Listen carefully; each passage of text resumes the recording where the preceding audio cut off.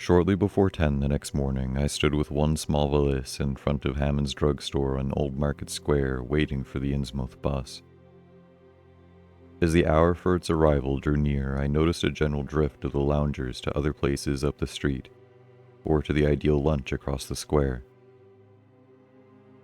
Evidently, the ticket agent had not exaggerated the dislike which local people bore towards Innsmouth and its denizens. In a few moments, a small motor coach of extreme decrepitude and dirty gray color rattled down State Street, made a turn, and drew up at the curb beside me. I felt immediately that it was the right one.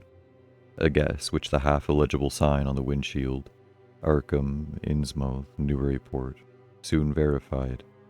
There were only 3 passengers, dark, unkempt men of solemn visage and somewhat youthful cast. And when the vehicle stopped, they clumsily shambled out and began walking up State Street in a silent, almost furtive fashion. The driver also alighted, and I watched him as he went into the drugstore to make some purchase. This, I reflected, must be the Joe Sargent mentioned by the ticket agent. And even before I noticed any details, there spread over me a wave of spontaneous aversion, which could neither be checked nor explained. It suddenly struck me as very natural that the local people should not wish to ride on a bus owned and driven by this man, or to visit any oftener than possible the habitat of such a man and his kinsfolk. When the driver came out of the store, I looked at him more carefully and tried to determine the source of my evil impression. He was a thin, stoop-shouldered man not much under 6 feet tall, dressed in shabby blue civilian clothes and wearing a frayed gray golf cap. His age was perhaps 35, but the odd, deep creases in the sides of his neck made him seem older when one did not study his dull, expressionless face. He had a narrow head, bulging, watery blue eyes that seemed never to wink, a flat nose, a receding forehead and chin, and singularly underdeveloped ears. His long, thick lip and coarse-pored grayish cheeks seemed almost beardless, except for some sparse yellow hairs that straggled and curled in irregular patches. And in places, the surface seemed queerly irregular, as if peeling from some cutaneous disease. His hands were large and heavily veined, and had a very unusual grayish-blue tinge. The fingers were strikingly short in proportion to the rest of the structure, and seemed to have a tendency to curl closely to the huge palm. As he walked toward the bus, I observed his peculiarly shambling gait, and saw that his feet were inordinately immense. The more I studied them, the more I wondered how he could buy any shoes to fit them. A certain greasiness about the fellow increased my dislike. He was evidently given to working or lounging around the fish docks, and carried with him much of their characteristic smell. Just what foreign blood was in him I could not even guess. His oddities certainly did not look Asiatic, Polynesian, Levantine, or Negroid, yet I could see why the people found him alien. I myself would have thought of biological degradation rather than alienage. I was sorry when I saw that there would be no other passengers on the bus. Somehow I did not like the idea of riding alone with this driver, but as leaving time obviously approached, I conquered my qualms and followed the man aboard, extending him a $1 bill and murmuring the single word, Innsmouth. He looked curiously at me for a second as he returned 40 cents in change without speaking. I took a seat far behind him on the same side of the bus, since I wished to watch the shore during the journey. At length, the decrepit vehicle started with a jerk, and rattled noisily past the old brick buildings of State Street amidst a cloud of vapor from the exhaust. Glancing at the people on the sidewalks, I thought I detected in them a curious wish to avoid looking at the bus, or at least a wish to avoid seeming to look at it.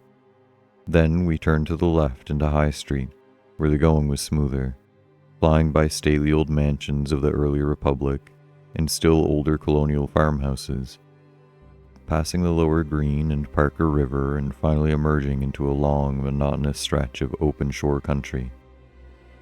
The day was warm and sunny, but the landscape of sand, sedge grass, and stunted shrubbery became more and more desolate as we proceeded. Out the window I could see the blue water and sandy line of Plum Island, and we presently drew very near the beach as our narrow road veered off from the main highway to Rowley and Ipswich. There were no visible houses, and I could tell by the state of the road that traffic had been very light hereabouts. The small, weather-worn telephone poles carried only 2 wires. Now and then we crossed crude wooden bridges over tidal creeks that wound far inland and promoted the general isolation of the region. Once in a while, I noticed dead stumps and crumbling foundation walls above the drifting sand, and recalled the old tradition quoted in one of the histories I had read, that this was once a fertile and thickly settled countryside. The change, it was said, came simultaneously with the Innsmouth epidemic of 1846, and was thought by simple folk to have a dark connection with hidden forces of evil. Actually, it was caused by the unwise cutting of woodlands near the shore, which robbed the soil of its best protection and opened the way for waves of wind-blown sand. At last we lost sight of Plum Island and saw the vast expanse of the open Atlantic on our left. Our narrow course began to climb steeply, and I felt a singular sense of disquiet in looking at the lonely crest ahead, where the rutted roadway met the sky.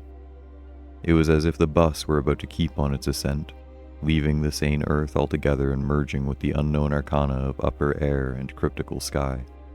The smell of the sea took on ominous implications, and the silent driver's bent, rigid back and narrow head became more and more hateful. As I looked at him, I saw that the back of his head was almost as hairless as his face, having only a few straggling yellow strands upon a gray, scabrous surface.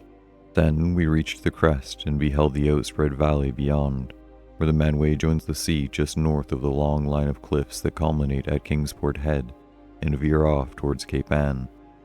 On the far, misty horizon, I could just make out the dizzy profile of the head, topped by the queer ancient house of which so many legends were told.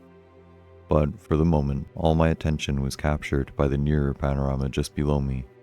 I had, I realized, come face to face with rumor-shadowed Innsmouth.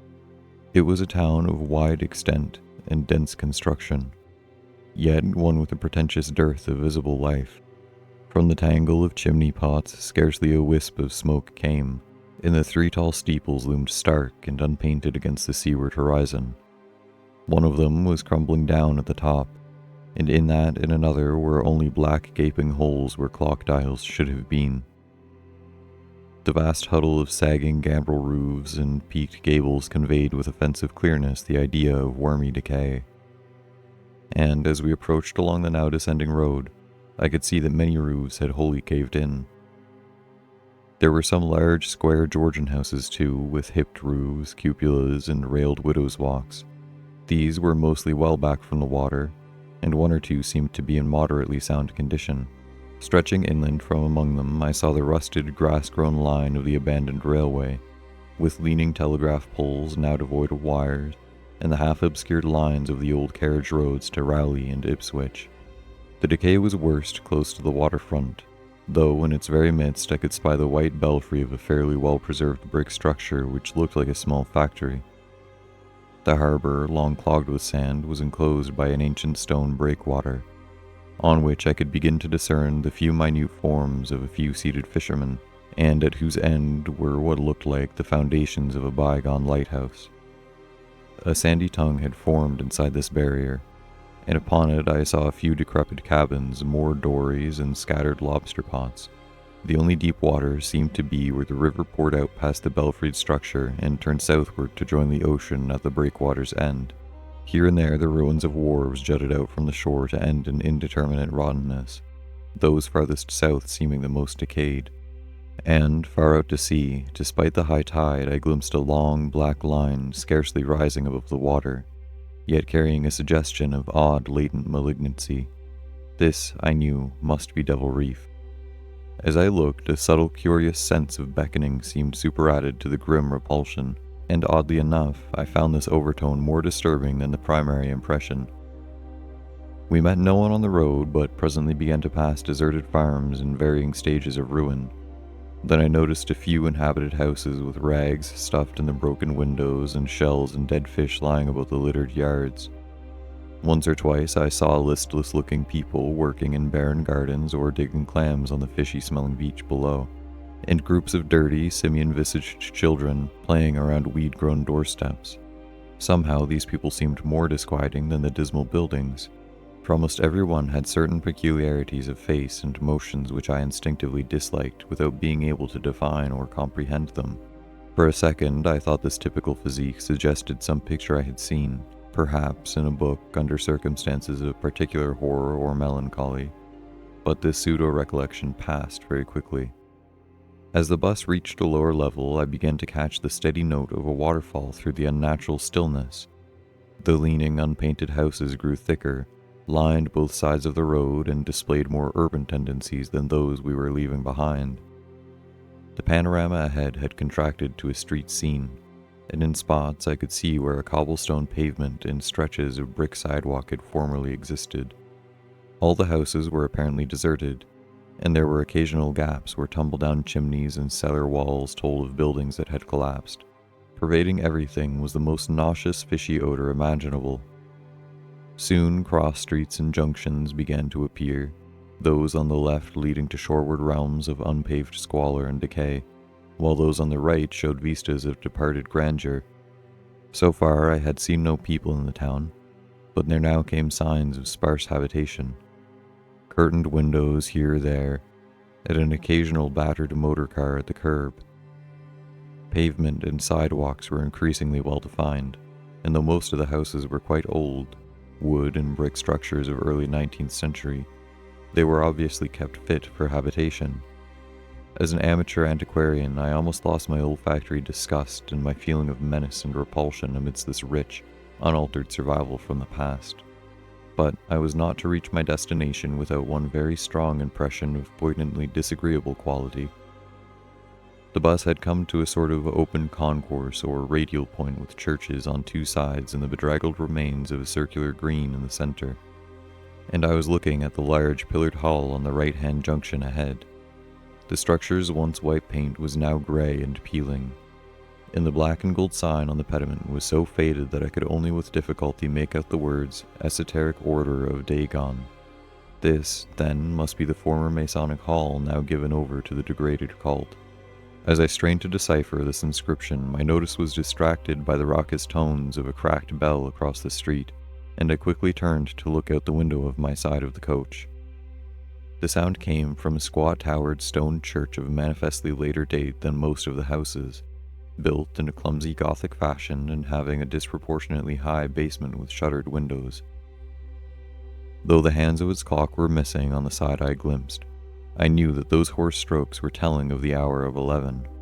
Then, suddenly, all thoughts of time were blotted out by an onrushing image of sharp intensity and unaccountable horror which had seized me before I knew what it really was.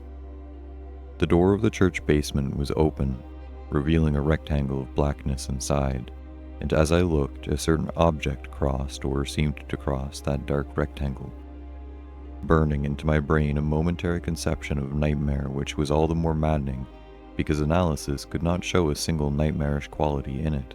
It was a living object, the first except the driver that I had seen since entering the compact part of town, and had I been in a steadier mood, I would have found nothing whatever of terror in it.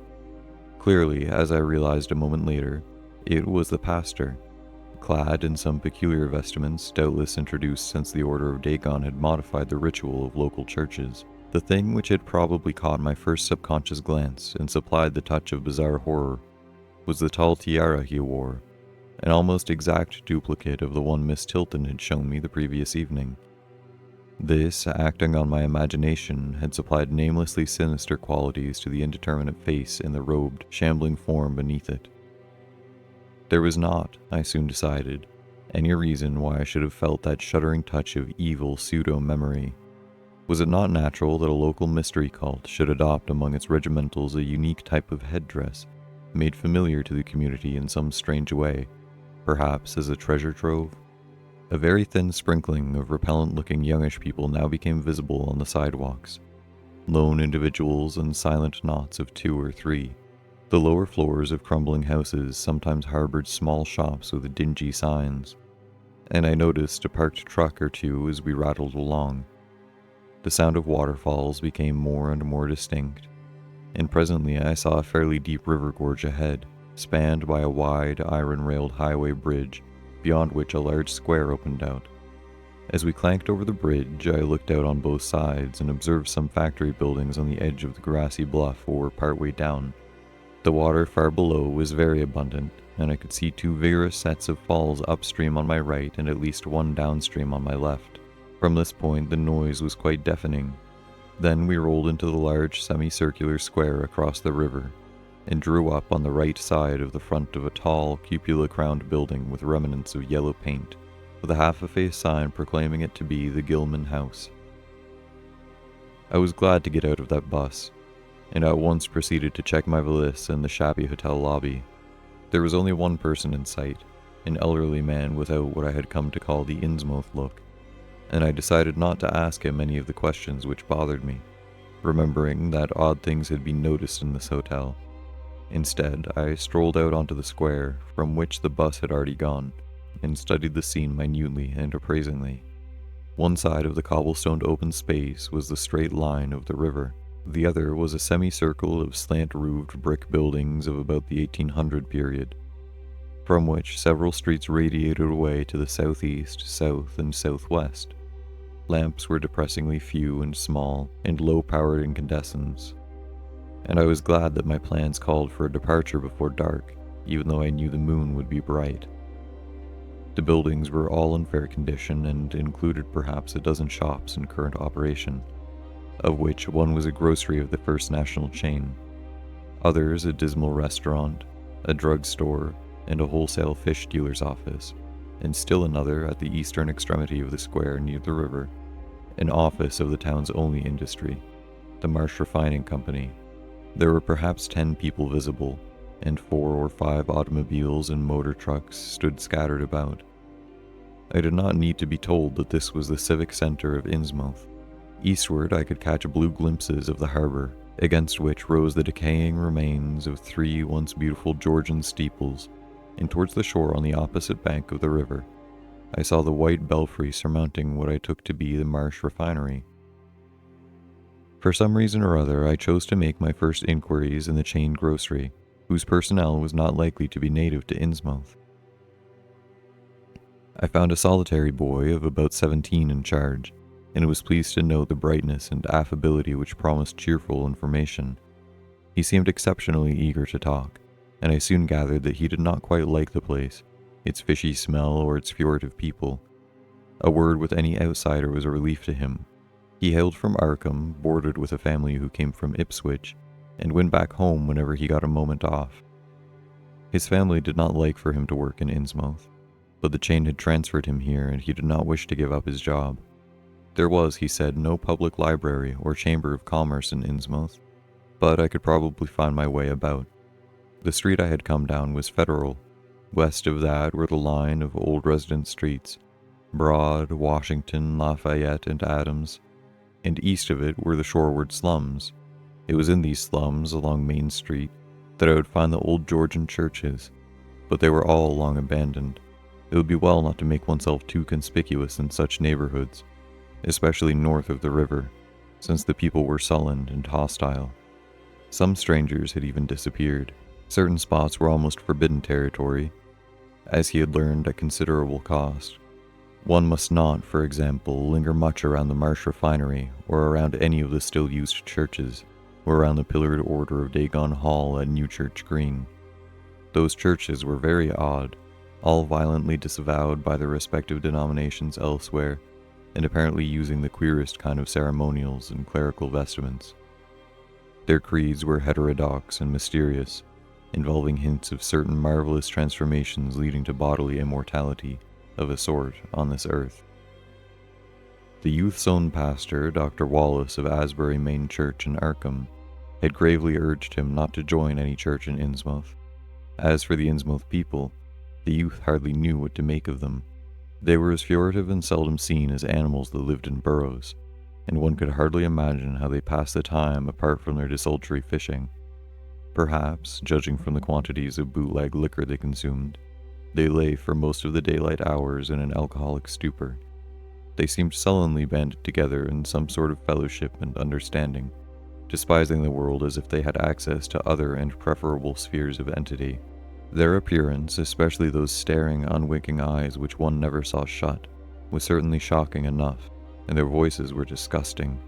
It was awful to hear them chanting in their churches at night, and especially during their main festivals or revivals, which fell twice a year, on April 30th and October 31st. They were very fond of the water and swam a great deal in both river and harbor. Swimming races out to Devil Reef were very common, and everyone in sight seemed well able to share in this arduous sport. When one came to think of it, it was generally only rather young people who were seen in public. And of these, the oldest were apt to be the most tainted looking.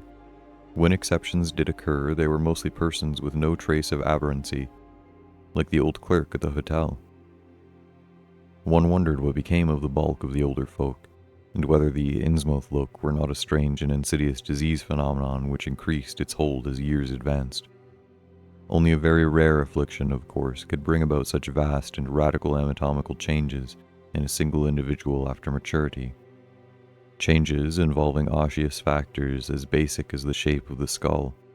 But then, even this aspect was no more baffling and unheard of than the visible features of malady as a whole. It would be hard, the youth implied, to form any real conclusions regarding such a matter, since one never came to know the natives personally, no matter how long one might live in Innsmouth. The youth was certain that many specimens even worse than the worst visible ones were kept locked indoors some places. People sometimes heard the queerest of sounds. The tottering waterfront hovels north of the river were reputably connected by hidden tunnels, being thus a veritable warren of unseen abnormalities. What kind of foreign blood, if any, these beings had, it was impossible to tell. They sometimes kept certain especially repulsive characters out of sight when government agents and others from the outside world came to town.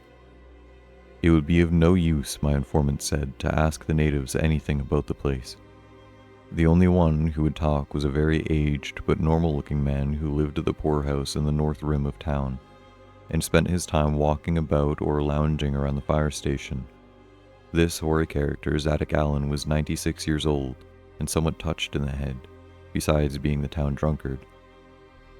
He was a strange, furtive creature who constantly looked over his shoulder as if afraid of something, and, when sober, could not be persuaded to talk at all with strangers. He was, however, unable to resist any offer of his favorite poison, and once drunk would furnish the most astonishing fragments of whispered reminiscence. After all, though, little useful data could be gained from him, since his stories were all insane, incomplete hints of impossible marvels and horrors which could have no source save for his own disordered fancy. Nobody ever believed him, but the natives did not like him to drink and talk with strangers, and it was not always safe to be seen questioning him. It was probably from him that some of the wildest popular whispers of delusions were derived. Several non-native residents had reported monstrous glimpses from time to time, but between old Zadok's tales and the malformed denizens, it was no wonder such illusions were current. None of the non-natives ever stayed out late at night, there being a widespread impression that it was not wise to do so. Besides, the streets were loathsomely dark. As for business, the abundance of fish was certainly almost uncanny, but the natives were taking less and less advantage of it. Moreover, prices were falling and competition was growing. Of course, the town's real business was the refinery, whose commercial office was on the square only a few doors east from where we stood. Old Man Marsh was never seen, but sometimes went to the works in closed, curtained cars. There were all sorts of rumors about how Marsh had come to look. He had once been a great dandy, and people said he still wore the frock-coated finery of the Edwardian age, curiously adapted to certain deformalities. His sons had formerly conducted the office in the square, but latterly they had been keeping out of sight a good deal, and leaving the brunt of the affairs to the younger generation. The sons and their sisters had come to look very queer, especially the elder ones, and it was said that their health was failing. One of the Marsh daughters was a repellent reptilian-looking woman, who wore an excess of weird jewelry clearly of the same exotic tradition of that to which the strange tiara belonged. My informant had noticed it many times, and had heard it spoken as of coming from some secret horde, either of pirates or of demons. The clergymen, or priests, or whatever they were called nowadays, also wore this kind of ornament as a headdress, but one seldom caught glimpses of them. Other specimens the youth had not seen, though many were rumored to exist around Innsmouth. The Marshes, together with the other 3 gently bred families of the town, the Waits, the Gilmans, and the Elliots, were all very retiring. They lived in immense houses along Washington Street, and several were reputed to harbor in concealment certain living kinsfolk whose personal aspect forbade public view, and whose deaths had been reported and recorded. Warning me that many of the street signs were down, the youth drew for my benefit a rough but ample painstakingly sketched map of the town's salient features. After a moment's study, I felt that it would be of great help, and pocketed it with profuse thanks. Disliking the dinginess of the single restaurant I had seen, I bought a fair supply of cheese crackers and ginger wafers to serve as lunch later on. My program, I decided, would be to thread the principal streets, talk with any non-natives I might encounter, and catch the 8 o'clock coach for Arkham. The town, I could see, formed a significant and exaggerated example of communal decay. But, being no sociologist, I would limit my serious observations to the field of architecture. Thus I began my systematic, though half-bewildered tour of Innsmouth's narrow, shadow-blighted ways. Crossing the bridge and turning toward the roar of the lower falls, I passed close to the Marsh refinery, which seemed oddly free from the noise of industry. This building stood on the steep river bluff near a bridge and an open confluence of streets which I took to be the earliest civic center, displaced after the Revolution by the present town square. Recrossing the gorge on Main Street Bridge, I struck a region of utter desertion which somehow made me shudder. Collapsing huddles of gambrel roofs formed a jagged and fantastic skyline, above which rose the ghoulish, decapitated steeple of an ancient church. Some houses along Main Street were tenanted, but most were tightly boarded up. Down unpaved side streets, I saw the black, gaping windows of deserted hovels, many of which leaned in perilous and incredible angles through the sinking of part of the foundations. Those windows stared so spectrally that it took courage to turn eastward toward the waterfront. Certainly, the terror of a deserted house swells in geometrical rather than arithmetical progression as houses multiply to form a city of stark desolation. The sight of such endless avenues of fishy-eyed vacancy and death, and to the thought of such linked infinites of black, brooding compartments given over to cobwebs and memories, and the conqueror worms start up vestigial fears and aversions that not even the stoutest philosophy can disperse. Fish Street was as deserted as Main, though it differed in having many brick and stone warehouses still in excellent shape. Water Street was almost its duplicate, save that there were great seaward gaps where wharves had been. Not a living thing did I see, except for the scattered fishermen on the distant breakwater, and not a sound did I hear save the lapping of the harbor tides and the roar of the falls of the Manway. The town was getting more and more on my nerves, and I looked behind me furtively as I picked my way back over the tottering Water Street Bridge. The Fish Street Bridge, according to the sketch, was in ruins. North of the river there were traces of squalid life. Active fish-packing houses in Water Street, smoking chimneys and patched roofs here or there, occasional sounds from indeterminate sources, and infrequent shambling forms in the dismal streets and unpaved lanes. But I seemed to find this even more oppressive than the southerly desertion. For one thing, the people were more hideous and abnormal than those near the center of the town, so that I was several times evilly reminded of something utterly fantastic which I could not quite place. Undoubtedly, the alien strain in the Innsmouth folk was stronger here than farther inland, unless, indeed, the Innsmouth look were a disease rather than a blood strain. In this case, this district might be held to harbor the more advanced cases. One detail that annoyed me was the distribution of the few faint sounds I heard. They ought naturally to have come wholly from the visibly inhabited houses, yet, in reality, were often strongest inside the most rigidly boarded-up facades. There were creakings, scurryings, and hoarse, doubtful noises, and I thought uncomfortably about the hidden tunnels suggested by the grocery boy. Suddenly, I found myself wondering what the voices of those denizens would be like. I had heard no speech so far in this quarter, and was unaccountably anxious not to do so. Pausing only long enough to look at 2 fine but ruinous old churches at Main and Church Streets, I hastened out of the vile waterfront slum. My next logical goal was New Church Green. but somehow or other I could not bear to repass that church in whose basement I had glimpsed the inexplicably frightening form of that strangely diademed priest or pastor. Besides, the grocery youth had told me that those churches, as well as the Order of Dagon Hall, were not advisable neighborhoods for strangers. Accordingly, I kept north along Main to Martin, then turning inland, crossing Federal Street safely north of the Green, and entering the decayed patrician neighborhoods of Northern Broad, Washington, Lafayette, and Adams Streets. Though these stately old avenues were ill-surfaced and unkempt, their elm-shaded dignity had not entirely departed. Mansion after mansion claimed my gaze, most of them decrepit and boarded up amidst neglected grounds, but one or two in each street showing signs of occupancy. In Washington Street there was a row of 4 or 5 in excellent repair, and with finely tended lawns and gardens. The most sumptuous of these, with wide terraced parterres extending back the whole way to Lafayette Street, I took to be the home of Old Man Marsh, the afflicted refinery owner. In all these streets no living thing was visible, and I wondered at the complete absence of cats or dogs from Innsmouth.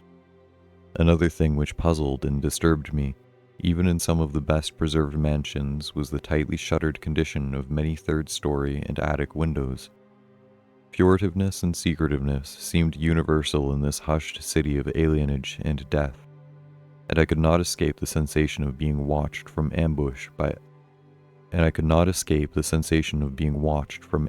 on every hand by sly, staring eyes that never shut. I shivered as the cracked stroke of 3 sounded from a belfry to my left. Too well did I recall the squat church from which those notes came.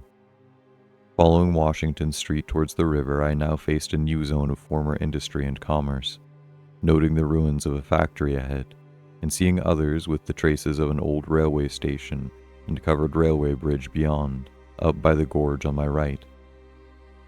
The uncertain bridge now before me was posted with a warning sign, but I took the risk and crossed again to the south bank where traces of life reappeared. Furtive, shambling creatures stared cryptically in my direction, and more normal faces eyed me coldly and curiously. Innsmouth was rapidly becoming intolerable, and I turned down Payne Street towards the square in hopes of getting some vehicle to take me to Arkham before the still distant starting time of that sinister bus. It was then that I saw the tumble-down fire station on my left, and noticed the red-faced, bushy-bearded, watery-eyed old man in nondescript rags who sat on a bench in front of it, talking with a pair of unkempt but not abnormal-looking firemen. This, of course, must be Zadoc Allen, the half-crazed, licorice non-enginarian whose tales of old Innsmouth and its shadow were so hideous and incredible.